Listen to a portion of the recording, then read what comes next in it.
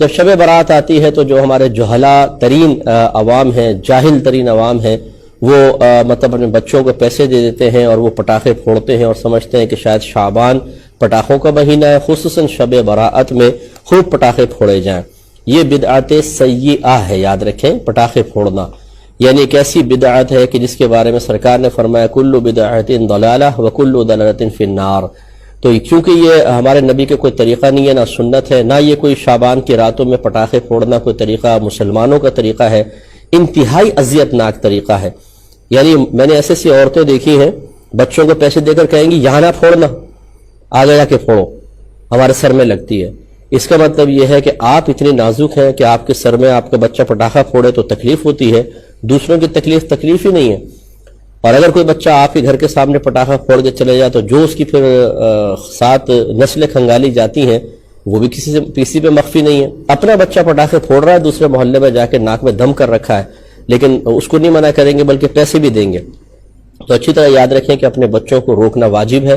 یہ بالکل بدعت سیئہ ہے۔ ایسا اگر وہ کرے گا تو بچے اگر نابالغ ہیں تو وہ تو قابل گرفت نہیں ہوں گے، بڑے قابل گرفت ہوں گے اور ان کی شدید گرفت ہوگی۔ اور پھر آپ نے دیکھا ہے کہ کئی دفعہ یہ پٹاخے لے کے دوسرے پہ پھینک دیے جاتے ہیں، کسی کی آنکھ خراب ہو جاتی ہے، کسی کا کان۔ ایک بچی کا میں نے اخبار میں یا خبروں میں مجھے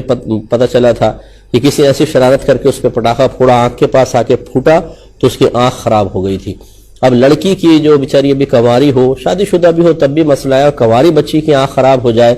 تو اب وہ ساری چہرے کے اوپر ہے، اب چہرے سے انسان متوجہ ہوتا ہے،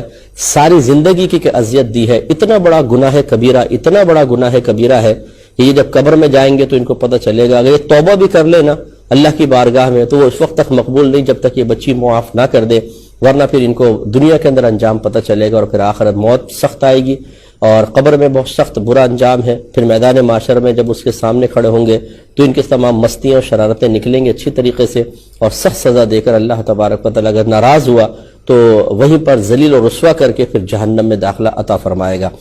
اس لیے اپنے بچوں کو سختی کے ساتھ روکیں، یہ کوئی پٹاخوں کی رات نہیں ہے، نہ ہمارا مذہب اسلام اس قسم کی خرافات کی اجازت دیتا ہے جس سے پورا محلہ اذیت اور تکلیف میں مبتلا ہو جائے۔